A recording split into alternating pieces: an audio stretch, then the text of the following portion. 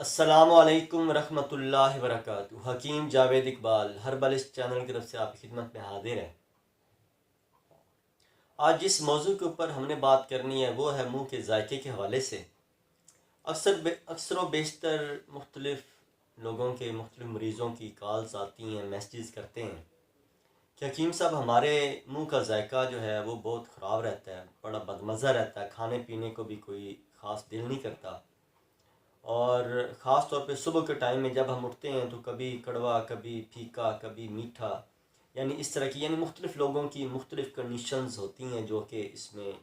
لوگ اپنی یہ کیفیات ہم سے گوش گزار کرتے ہیں۔ تو آج اسی موضوع کے اوپر ہم بات کریں گے کہ یہ کس وجہ سے ہوتا ہے، اس میں کیا پرابلمز ہوتی ہیں، کیا ایشوز ہوتے ہیں جس وجہ سے یہ ہمارے منہ کا ذائقہ جو وہ خراب ہو رہا ہوتا ہے۔ تو ویڈیو میں مزید آگے جانے سے پہلے درود پاک نبی مہربان حضرت محمد مصطفیٰ صلی اللہ علیہ وآلہ وسلم پہ میں بھی پڑھتا ہوں، آپ بھی پڑھیں۔ اللہم صلی علی محمد عبدک و رسولک و صلی علی جمیع المؤمنین والمؤمنات والمسلمین والمسلمات۔ جیسا کہ آج کا موضوع میں نے آپ کے سامنے گوشت گزار کیا ہے کہ منہ کا ذائقہ کیوں خراب رہتا ہے۔ بنیادی طور پہ ہمارے کھانے پینے کی روٹینز کچھ اس نوعیت کی ہیں کہ ہم ٹائم کے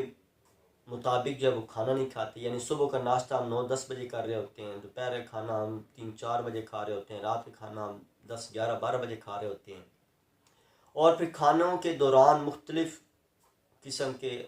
انواع و اقسام کے ہم کھانے جو کھا رہے ہوتے ہیں، تو لازم بات ہے جس کی وجہ سے ہمارے یہ معدہ جو ہے یہ ڈسٹرب ہو جاتا ہے، ہمارا آنتوں کا نظام جو ہے وہ ڈسٹرب ہو جاتا ہے، جگر کا نظام وہ ڈسٹرب ہو جاتا ہے، اور خاص طور پہ یہ جو فلٹریشن کا جو گردے ہمارا جو فعل سر انجام دیتے ہیں ان میں کئی مسائل ایسے ایشوز پیدا ہو جاتے ہیں۔ تو بنیادی طور پہ ایسے مریضوں میں جن کے منہ کا ذائقہ وہ خراب رہ رہا ہوتا ہے ان کو قبض کی کیفیت عمومی طور پہ رہتی ہے، یعنی پاخانہ سے کھل کر نہیں آتا ہے، اور جب وہ کھانا کھا لیتے ہیں کھانا کھانے کے بعد ان کو مختلف قسم کی ڈکاریں یہ آتی رہتی ہیں، اور ایسے لگتا ہے جیسے کھانا ہمارا باہر کی طرف ہی آ جائے گا، یعنی اس طرح کی کیفیات بھی بعض دفعہ ہوتی ہیں۔ اور خاص طور پہ یہ بعض دفعہ جن لوگوں کا یہ منہ کا ذائقہ خراب رہتا ہے، جن میں بعض دفعہ کڑوا ہوتا ہے یا پھیکا ہوتا ہے یا اور اس نوعیت کی، یہ مختلف بیماریوں کی علامات بھی ہوتی ہیں۔ تو اس لیے ہمیں یہ چاہیے کہ ہم اپنے قریبی کسی طبیب کو اپنی نبض وغیرہ دکھائیں، وہ آپ کی نبض دیکھیں گے، آپ کی کیفیات پوچھیں گے، آپ کے اسباب علامات پوچھیں گے، اور انشاءاللہ آپ کا بہترین علاج انشاءاللہ آپ کا ہو جائے گا۔ تو بنیادی طور پہ ہمارا یہ ویڈیو بنانے کا مقصد یہ ہوتا ہے کہ لوگوں میں یہ آگاہی دی جائے کہ ان چیزوں کو معمولی نہیں سمجھنا چاہیے۔ جب بھی آپ کا کوئی ایسا منہ کا ذائقہ پھیکا یا کڑوا یا میٹھا یا اور اس نوعیت کی مختلف کیفیات میں ہو تو فوری طور پہ اپنے معالج سے رجوع کیا کریں۔ تو اس میں سب سے بنیادی بات جو میں آپ کو بتانا چاہتا ہوں کہ اپنی غذا کو کسی ترتیب کے ساتھ کھائیں آپ، یعنی ایک تو مختلف انواع و اقسام کے کھانے مکس نہ کریں، سادہ غذا کھائیں، غذا میں خاص طور پہ صبح کا ناشتہ دوپہر کے کھانے میں دہی کا استعمال لازمی کریں، اور اس طرح یہ جو چٹنی ہمارے یہ پنجاب کے اندر بنائی جاتی ہے چٹنی کا استعمال لازمی آپ کیا کریں، تو انشاءاللہ یہ آہستہ آہستہ یہ آپ کا مسئلہ جو وہ ٹھیک ہونا شروع ہو جائے گا۔ اور اس میں خاص طور پہ جیسے کہ میں نے یہ کھانوں کے متعلق آپ کو بتایا کہ جن کو ایسی پرابلمز چل رہی ہوتی ہیں وہ خاص طور پہ جو بازاری کھانے ہیں ان سے خاص طور پہ اوائڈ کریں، برگر، شوارمے، پیزے، مختلف قسم کی کولا ڈرنکس، ان سے خاص طور پہ بچا کریں، اور بالکل ان کے نزدیک بھی نہ جائیں، سادہ غذا کھائیں، تو انشاءاللہ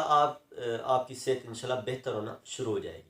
تو اس میں ایک چیز آپ کے علم میں اضافہ کرنا چاہتا ہوں، جن کا یہ منہ کا ذائقہ پھیکا یا کڑوا یا اور اس طرح کی نوعیت کے رہتا ہے، تو اگر وہ ان چیزوں کو اگر استعمال میں لے آتے ہیں، جن میں خاص طور پہ یہ سبز پودینہ جو ہے اس کی 5-6 ٹہنیاں لے لیں، انار دانے کی تقریباً 1 چمچ لے لیں، یعنی جو چاول کھانے والا جو چمچ ہوتا ہے یہ 1 چمچ اس کی لے لیں، اور تقریباً 10 عدد کالی مرچیں لے لیں،